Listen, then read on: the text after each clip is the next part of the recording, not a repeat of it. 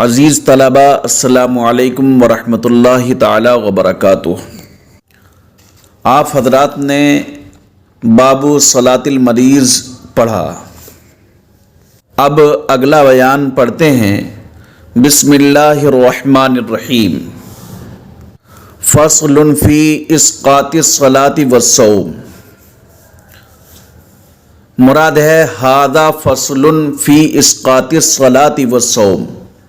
یہ فصل ہے نماز اور روزوں کی معافی کے بیان میں، نماز اور روزے کی معافی کے بیان میں، کہ انسان سے نماز اور روزہ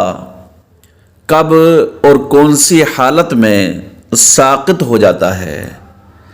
یعنی وہ کون سی حالت ہے کہ جس حالت میں نہ تو قضا لازم ہوگی اور نہ ہی فدیے کی وصیت کرنا لازم ہوگی۔ ایسے ہی روزے میں نہ روزے کی قضا لازم ہو اور نہ ہی روزے کی کہ فدیے کی وصیت لازم ہو۔ تو پہلے عبارت پڑھتے ہیں۔ اذا مات المریض ولم يقدر على الصلاة بالإيماء لا يلزمه الإيصاء بها وَإِن قَلَّتْ وَقَدَ الصَّوْمُ إِنْ أَفْطَرَ فِيهِ الْمُسَافِرُ وَالْمَرِيضُ وَمَاتَ قَبْلَ الْإِقَامَةِ وَالصِّحَّةِ۔ آپ نے ماقبل میں پڑھا تھا کہ اگر کوئی انسان سر کے اشارے سے نماز پڑھنے پر قادر ہے تو اس کے لیے حکم یہ ہے کہ وہ سر کے اشارے سے نماز پڑھے، لیکن مصنف اس عبارت سے یہ کہنا چاہتے ہیں اگر کوئی شخص سر کے اشارے سے بھی نماز پڑھنے پر قادر نہ ہو اور اسی حال میں، اسی بیماری میں اس کا انتقال ہو جائے، یا اس قدر بیمار ہے کہ وہ روزے کی طاقت نہیں رکھتا ہے اور اسی حال میں مر جائے، یا کوئی انسان سفر شرعی کے ارادے سے نکلا ہوا ہے، سفر شرعی پر نکلا ہوا ہے، تو اس کے لیے آپ جانتے ہیں کہ مسافر انسان کے لیے روزہ رکھنے اور نہ رکھنے کی اجازت ہوتی ہے، یعنی مسافر شرعی کے لیے رخصت ہوتی ہے کہ وہ افطار کر سکتا ہے۔ اب اس نے رخصت پر عمل کرتے ہوئے روزہ نہیں رکھا اور اب مقیم ہونے سے پہلے ہی اس کا انتقال ہو گیا، تو ان سب لوگوں کے ذمے نماز و روزے کی قضا لازم نہیں ہوگی، یعنی نہ نماز کی قضا ہو نہ روزے کی قضا ہو۔ کیوں؟ کیونکہ ان پر قضا کا وجوب اس وقت ہے جب کہ مرض اور سفر کے ختم ہونے کے بعد اتنا زمانہ پالیں کہ جس میں نماز روزے ادا کر سکیں، اور یہاں صورتحال یہ ہے کہ ان کو قضا کا وقت بالکل ملا ہی نہیں، تو ان لوگوں پر نہ تو قضا لازم ہوگی اور نہ فدیے کی وصیت کرنا لازم ہوگا۔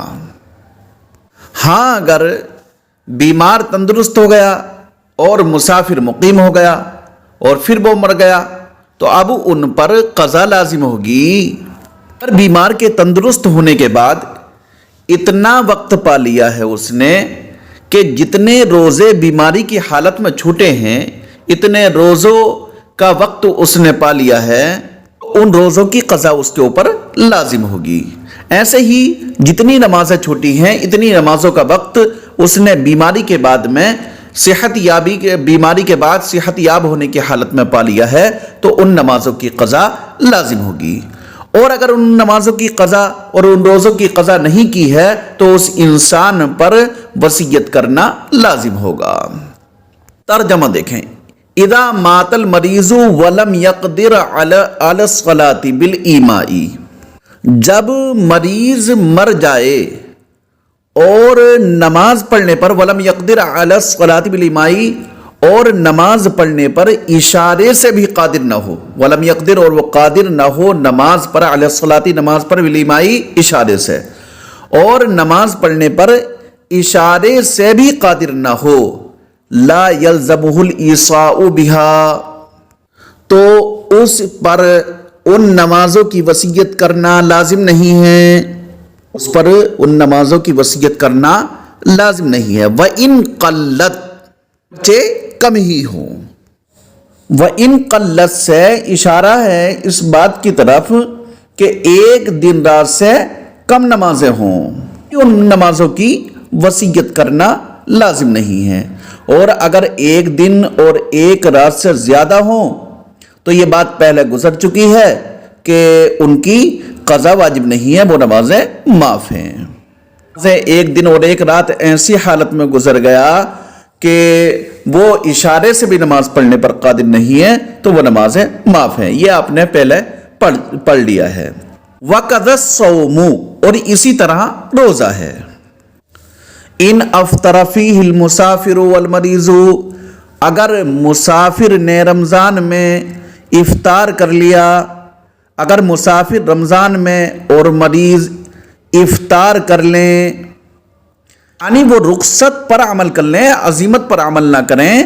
تو مسافر کے لیے کیا اجازت ہے؟ مسافر کے لیے اجازت ہے کہ وہ سفر کی حالت میں روزہ نہ رکھے، اور مریض کے لیے بھی اجازت ہے کہ وہ کیا ہے، حالت مرض میں روزہ نہ رکھے، جیسا کہ قرآن عظیم نے ارشاد فرمایا فَمَنْ كَانَ مِنْكُمْ مَرِيضًا أَوْ عَلَى سَفَرٍ فَعِدَّةٌ مِّنْ أَيَّامٍ أُخَرَ، تو جو انسان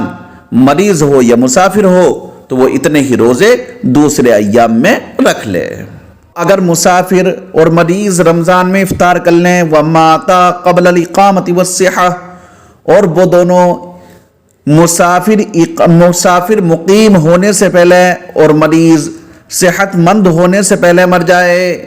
کیا ہے، وَمَاتَ قَبْلَ الْإِقَامَةِ وَالصِّحَّةِ، اور وہ دونوں مر جائیں اقامت اور صحت سے پہلے، اقامت سے یعنی مسافر مقیم ہونے سے پہلے اور مریض صحت مند ہونے سے پہلے، تو ان کے لیے بھی ان روزوں کی وصیت کرنا یا وصیت کرنا یہ لازم نہیں ہے، یعنی وہ ان کے لیے معاف ہو جائیں گی۔ تو کیا مطلب ہوا پوری عبارت کا؟ تو مطلب یہ ہوا کہ اگر کوئی شخص اتنا بیمار تھا کہ وہ اشارے سے بھی نماز پڑھنے پر قادر نہیں تھا اور اسی حال میں مر گیا، تو اس پر ان نمازوں کی جو بیماری کا عالم تھا، جن میں اشارے سے نماز پڑھنا اس کے لیے ممکن نہیں تھا، تو ان نمازوں کی وصیت کرنا اس انسان کے لیے لازم نہیں ہے، اگرچہ وہ نمازیں 5 نمازوں سے کم ہو۔ اور اسی طرح روزہ دار، روزہ اگر کوئی انسان مسافر شرعی تھا یا مریض تھا کہ جس میں روزہ نہ رکھنے کی اسے اجازت تھی، اب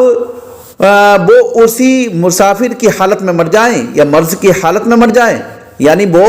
اقامت سے پہلے اور صحتیاب ہونے سے پہلے مر جائے، تو ایسے انسان کے لیے ان روزوں کی وصیت کرنا لازم نہیں ہوگا۔ آگے دیکھیں، وَعَلَيْهِ الْوَصِيَّةُ بِمَا قَدَرَ عَلَيْهِ وَبَقِيَ بِذِمَّتِهِ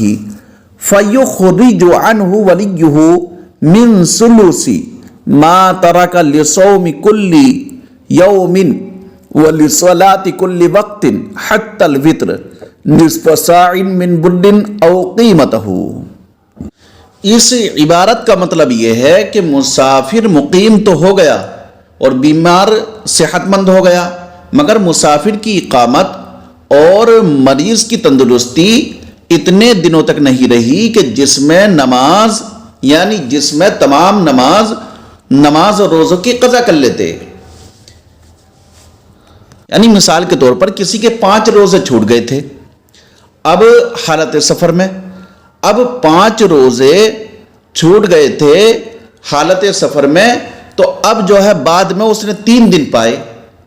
ایسے ہی مرض کی حالت میں کسی کی 10 نمازیں چھوٹ گئی تھی، تو مرض صحت یابی کے بعد میں اب اس کو 5 نمازیں ملی۔ حالت سفر میں کیا ہے، 10 روزے چھوٹے، اور 10 روزے چھوٹنے کے بعد میں حالت اقامت میں اس نے کیا ہے 5 روزے تو رکھ لیے، اتنا وقت تو مل گیا، لیکن باقی روزوں کے رکھنے کا وقت نہیں مل پایا۔ ایسے ہی 10 نمازیں چھوٹ گئی تھی حالت مرض میں، 5 نمازوں کا وقت تو اس کو صحت یابی میں مل گیا اور اس کے بعد میں وقت نہیں مل پایا۔ وقت نہ ملنے کا مطلب یہ ہے کہ پھر وہ اسی حالت میں ہو گیا یا پھر وہ انتقال کے بالکل قریب ہے، تو اب اس انسان پر ان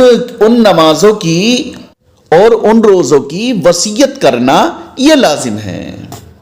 اور وصیت نافذ کرنے کا طریقہ یہ ہے کہ میت کے ترکے میں سے پہلے تو تجہیز و تکفین کی جائے گی، پھر قرض ادا کیا جائے گا، اور پھر ترکے میں سے تہائی مال میں وصیت نافذ کی جائے گی،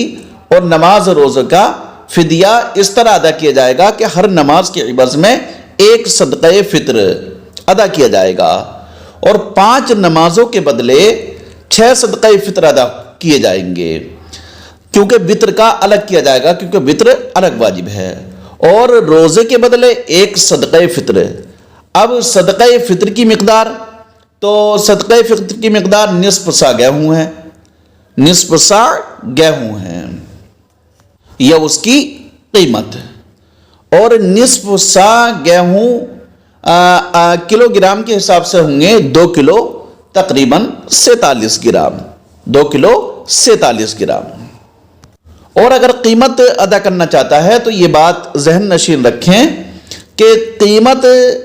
بازاری اعتبار سے ہوگی، بازاری بھاؤ کے اعتبار سے، یعنی اگر وہ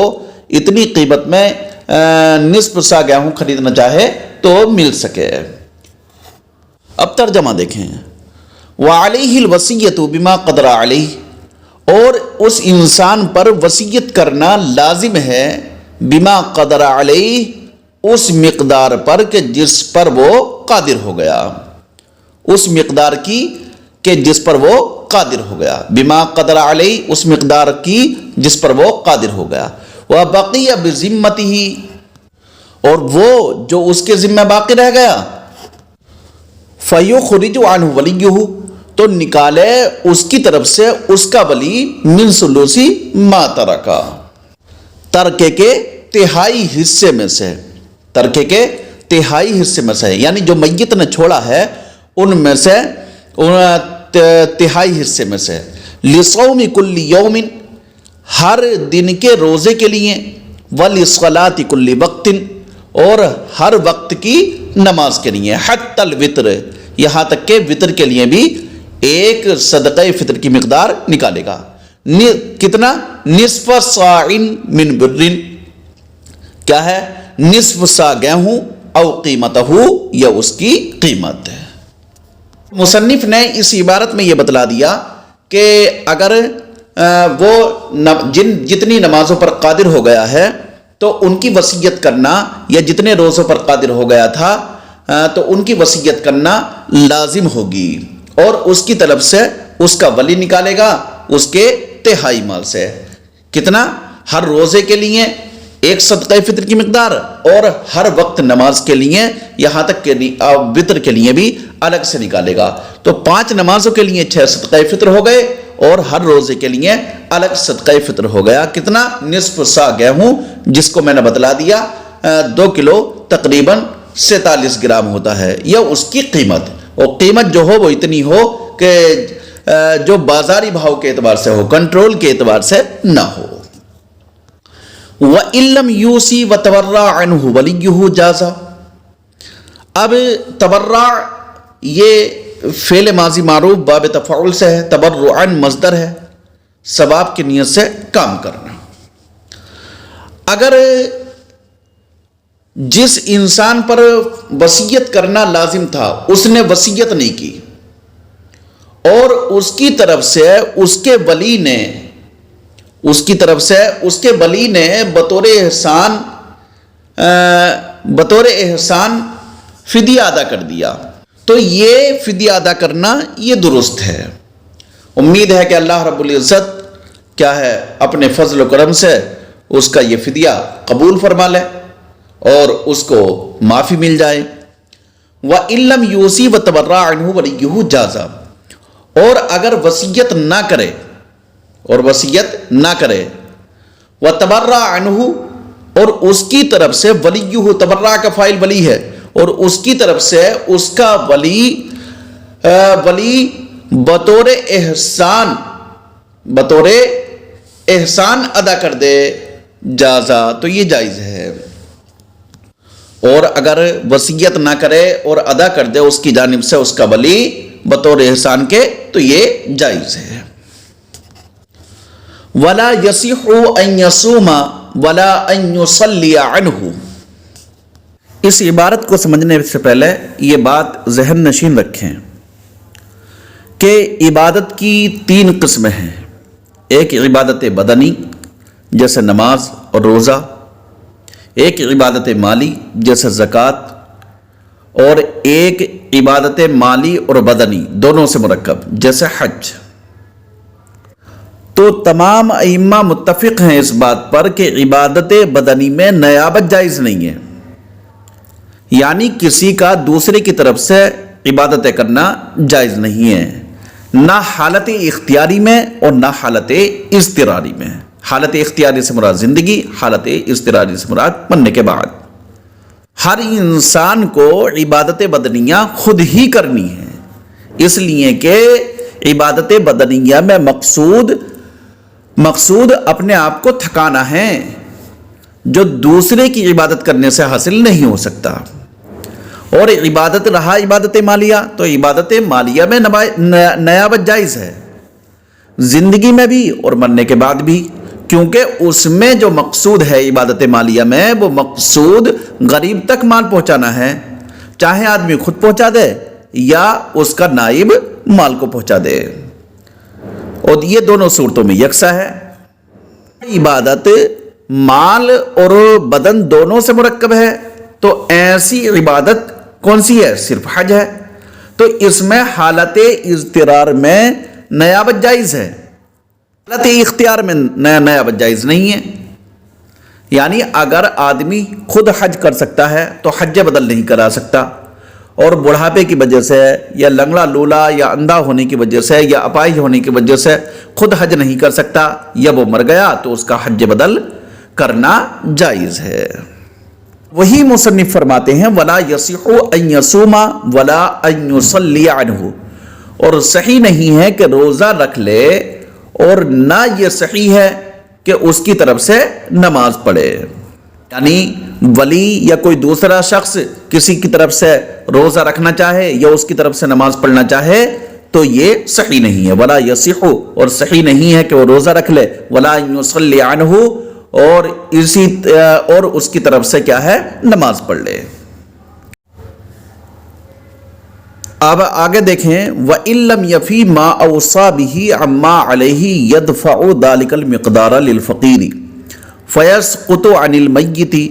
بِقَدْرِهِ ثُمَّ يَهْبُهُ الْفَقِيرُ لِلْوَلِيِّ وَيَقْبِضُهُ ثُمَّ يَدْفَعُهُ لِلْفَقِيرِ فَيَسْقُطُ بِقَدْرِهِ ثُمَّ يَهْبُهُ الْفَقِيرُ لِلْوَلِيِّ وَيَقْبِضُهُ ثم يدفعه الولي للفقير وهكذا حتى يسقط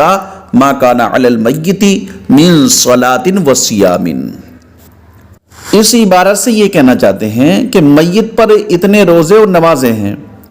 کہ اس کے ترکے میں سے تہائی مال نکالیں تو اس سے پورے فدیے ادا نہیں ہوتے ہیں۔ اس کے لیے یہاں پر مصنف نے حیلے کی شکل جو ہے وہ ذکر فرمائی ہے کہ ہو سکتا ہے اللہ رب العزت اس کو معاف کر دے۔ مثال اس طریقے سے سمجھ لیں کہ 100 کلو مطلب 1 کنٹل کیا ہے؟ میت پر فدیہ ہے۔ نماز اور روزوں وغیرہ کا حساب لگایا تو 1 کنٹل فدیہ ہے، اور میت کے میت کا جو تہائی مال ہے وہ صرف 20 کلو گیہوں ہے۔ کتنا؟ 20 کلو گیہوں۔ تو یہ میت کا جو ولی ہے یہ 20 کلو فقیر کو دے دے، فقیر کو مالک بنا دے 20 کلو کا، پھر فقیر اس کو اس 20 کلو کو کیا ہے؟ فقیر ولی کو دے دے، اور فقیر ولی کو مالک بنا دے۔ اب ولی دوبارہ اس 20 کلو کو پھر فقیر کو دے دے اور اس کا مالک بنا دے، تو گویا کہ 40 کلو فدیہ میت کے ذمے سے ساقط ہو گیا، 40 کلو فدیہ میت کے ذمے سے ساقط ہو گیا۔ پھر یہ 20 کلو فقیر ولی کو دے دے اور اس کو مالک بنا دے، پھر ولی کیا ہے، یہ پھر 20 کلو فقیر کو دے دے، تو اب جو ہے وہ فقیر جب 20 کلو اور دے دیا تو فقیر 60 کلو کا مالک ہو گیا، تو 60 کلو میت کا فدیہ یہ ساقط ہو گیا میت کے ذمہ سے۔ اسی طرح بار بار کر لے اور 100 کلو فدیہ ادا ہو جائے تو پورا کا پورا فدیہ میت کے ذمہ سے ساقط ہو جائے گا۔ اور یہ حیلہ جو ہے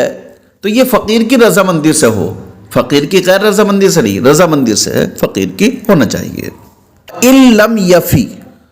لم یفی یہ نفی جہت بلم در فعل مستقبل معروف ہے، باب ضرب یضرب سے اس کا مصدر آتا ہے وفاءً، پورا اور مکمل ہونا۔ وَإِن لَمْ يَفِي، اور اگر پورا نہ ہو، ما اوصى به عما علیہ، وہ مال کہ جس کی وصیت کی تھی، وہ مال اوصى به کہ جس کی وصیت کی تھی، عما علیہ ان فدیوں کے لیے جو اس پر واجب تھے۔ اور اگر مال پورا نہ ہو وہ مال اوصى به کہ جس کی وصیت کی تھی، یعنی مرنے والے نے جس مال کی وصیت کی تھی وہ مال پورا نہ ہو، اما علیہ ان فدیوں کے لیے، علیہ جو اس پر واجب تھے۔ یدفع ذلک المقدار للفقیر، تو وہ مقدار ولی وہ مقدار فقیر کو دے دے، یدفع ولی دے دے ذالک المقدار اس مقدار کو للفقیری فقیر کو، یسقط عن المیت بقدرہ تو ساقط ہو جائے گا میت سے اس بقدرہ اس مقدار کے مطابق، اس مقدار کے بموجب۔ ثم یہبہ الفقیر للولی، پھر کیا ہے پھر فقیر ولی کو ہبہ کر دے، اور وہ ولی اس پر قبضہ کر لے، ثم یدفعہ للفقیر، پھر ولی اس مال کو فقیر کو دے دے، فیسقط بقدرہ تو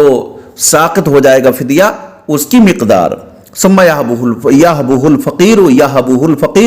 پھر کیا ہے فقیر اس مال کو ہبہ کر دے للولی ولی کو، ویقبضہ اور پھر ولی اس پر قبضہ کر لے، ثم یدفعہ الولی للفقیر، پھر ولی کیا ہے فقیر کو دے دے، وہکذا اور اسی طرح کرتا رہے۔ ہاں یہ کاف جو ہے وہ تشبیہ ہے اور زا اس میں اشارہ، تو یہ ہا کاف تشبیہ اور اس میں اشارہ سے مرکب ہے، مانا ایسا ہی کرتا رہے۔ حتی یسقط ما کان علی المیت، یہاں تک کہ ساقط ہو جائے وہ نماز روزے ما کان علی المیت جو میت پر تھے، یہاں تک کہ ساقط ہو جائے جو میت پر تھے، من صلاۃ و صیام نماز اور روزوں سے، مانا کیا ہوگا یہاں تک کہ ساقط ہو جائے وہ نماز اور روزے جو میت پر تھے۔ عبارت کا مطلب میں نے آپ کو سمجھا دیا، کیا ہوا اگر میت کا تہائی مال اس قدر نہیں ہے کہ تمام فرائض ساقط ہو جائے تو جس مقدار میں ہے وہ فقیر کو دے دی جائے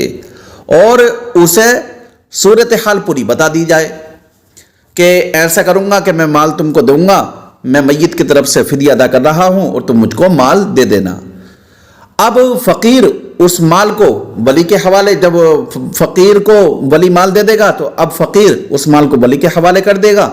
پھر ولی فقیر کو دے دے گا اور اسی طرح کرتے رہیں گے یہاں تک کہ میت کے ذمہ سے تمام فرائض ساقط ہو جائیں اور آخر میں کیا ہے وہ مال فقیر کو دے دیا جائے گا۔ وَيَجُوزُ إِعْطَاءُ فِدْيَةِ صَلَوَاتٍ لِوَاحِدٍ جُمْلَةً بِخِلَافٍ كَفَّارَةِ الْيَمِينِ واللہ سبحانہ وتعالی اعلم۔ فدیے میں آدھا سا فقیر کو دینا ضروری ہے، کھانا ضروری نہیں ہے، اس لیے کئی فدیوں کا گیہوں یا کئی فدیے ایک ہی فقیر کو دے دیے تو سب فدیے ادا ہو جائیں گے، اور قسم کے کفارے میں کھانا کھلانا اصل ہے، اور ایک مسکین کو زیادہ سے زیادہ آدھا سا کھلا سکتا ہے، اس لیے کئی مسکین کا کھانا ایک ہی کو دے دے تو یہ تو ایک ہی مسکین کا کفارہ ادا ہوگا، زیادہ کا ادا نہیں ہوگا۔ اس لیے کفارہ یمین میں ایک شخص کو ایک فدیے کی مقدار سے زائد نہیں دے سکتا۔ کیوں؟ کیونکہ قسم کے کفارے میں عدد کی صراحت ہے۔ اللہ رب العزت نے ارشاد فرمایا وَعَلَى الَّذِينَ يُطِيقُونَهُ فِدْيَةٌ طَعَامُ مَسَاكِينَ فِدْيَةٌ طَعَامُ مِسْكِينٍ فَمَن تَطَوَّعَ خَيْرًا فَهُوَ خَيْرٌ لَهُ وَأَن تَصُومُوا خَيْرٌ لَكُمْ إِن كُنتُمْ تَعْلَمُونَ۔ اور کفارے قسم میں کھانا کھلانا اصل ہے۔ اللہ رب العزت کا ارشاد ہے لا یؤاخذکم اللہ باللغو فی ایمانکم ولکن یؤاخذکم بما عقدتم الایمان فکفارتہ اطعام 10 مساکین من اوسط ما تطعمون اہلیکم او کسوتہم او تحریر رقبہ۔ اس آیت کریمہ میں اوسط کھانا کھلانا مراد ہے۔ نمازوں کا فدیہ ایک شخص کو دینا تو جائز ہوگا، لیکن قسم کا کفارہ ایک شخص کو ادا نہیں کر سکتے۔ وَيَجُوزُ إِعْطَاءُ فِدْيَةِ الصَّلَوَاتِ اور جائز ہے چند نمازوں کا فدیہ اکٹھا دینا، صلوات لواحد جملتاً تم نماز، اور جائز ہے چند نمازوں کا فدیہ اکٹھا دینا ایک شخص کو، لواحد ایک شخص کو، بخلافی کفارۃ الیمین برخلاف کفارہ یمین کے، یعنی کفارہ یمین ایک شخص کو اکٹھا نہیں دے سکتے۔ واللہ سبحانہ وتعالی اعلم۔ السلام علیکم ورحمۃ اللہ وبرکاتہ۔